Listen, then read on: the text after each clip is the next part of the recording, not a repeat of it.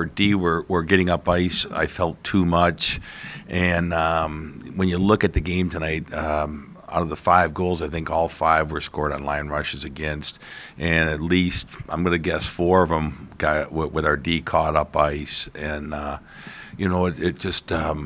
It's not a case where the guys didn't want to do the right thing. It's more of a case where they, they're trying too hard. Obviously they wanted it bad, and then when you fall behind, you feel like, well, we better do even more. And I thought we gambled too much. Offense starts with good defense, and I just felt like because we weren't defensively sound with the puck, we handed easier opportunities to the other team, ones where they didn't really actually have to work very hard for. In terms of we turned it over, we only had 1 D back. Next thing you know, you look up, it's a 2-on-1. Well, how did that happen? Well, quite often the D were deep in the offensive zone, and they were the guys turning the puck over. And sometimes, quite often we did have the forward staying high, but now you've got a line rush going against the forward. I think it was the second goal where we had one of the D had the puck, the other D activated into the top of the circles.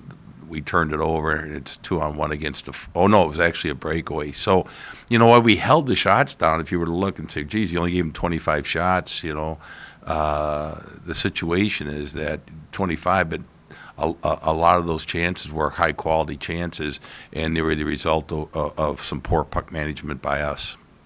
And then I asked Coach Kaufman this during the second intermission, but it's been 4 months since you saw Lake State last. What's the difference between the team that you saw then compared to the team that you saw? I don't think anything. Yeah, I wouldn't say there was a whole lot different.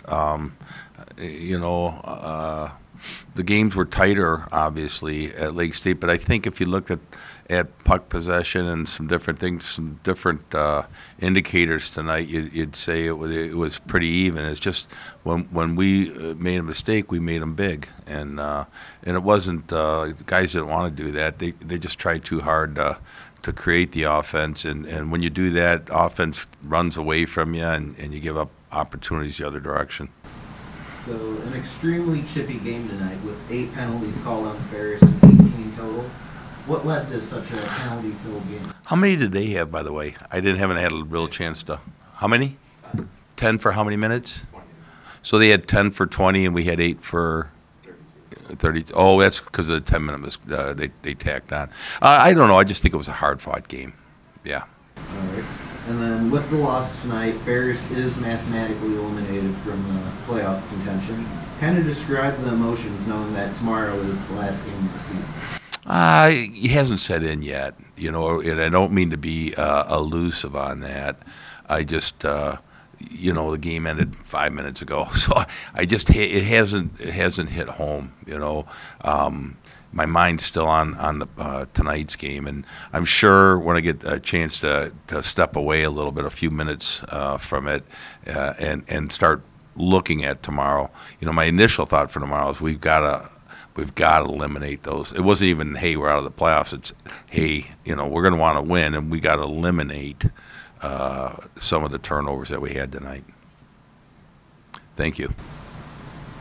And then you had 2 shots in that first period, and then eventually that second period, you bumped it up to 9. What did you see that kind of was different from that first period to the second period? We missed the net a lot. It wasn't as though we didn't have it. If you remember 20, I'm sure you saw it, 20 was in all, pretty much all alone and shot high and wide. We must have missed the net with, I don't know what they have on the score sheet, but we missed the net quite a bit. So I don't know that it was indicative of anything we said other than, hey, we got to start hitting the net.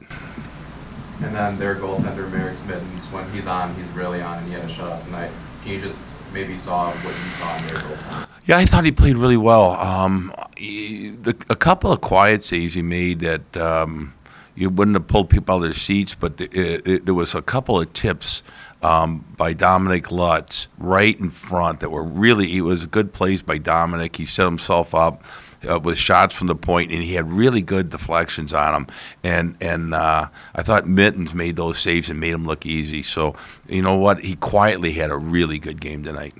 And then final question here.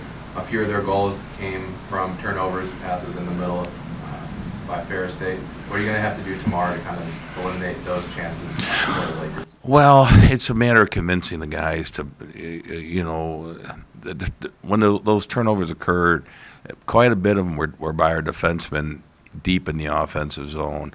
I thought a couple times the D-man could have simply thrown the puck on net, but you know, so it was, you're going to have turnovers, but when you have turnovers and you either only have one defenseman back or you have a forward back, you know, it's just happening too much. What you're doing is giving the other team some pretty good opportunities without having to really work. Like, you want them to you want to have three guys back, and if they're going to get a chance, they've got to really earn it. And not that they didn't. I don't, you know, it almost sounds like I'm saying the other team didn't play well. That's not the case at all. They played very disciplined. They played very well defensively, and it was that defensive posture that created the opportunities off the line rushes, where I felt like when we had the line rushes, they had players back, and then we would force pucks in situations we shouldn't have. So, you know, credit to them for playing very sound defensively, and then taking those turnovers and taking full advantage of it. And shame on us for not having a little bit more patience. And I think we'd have more offense if we weren't pressing so hard to create offense. Great. Thanks a lot, guys.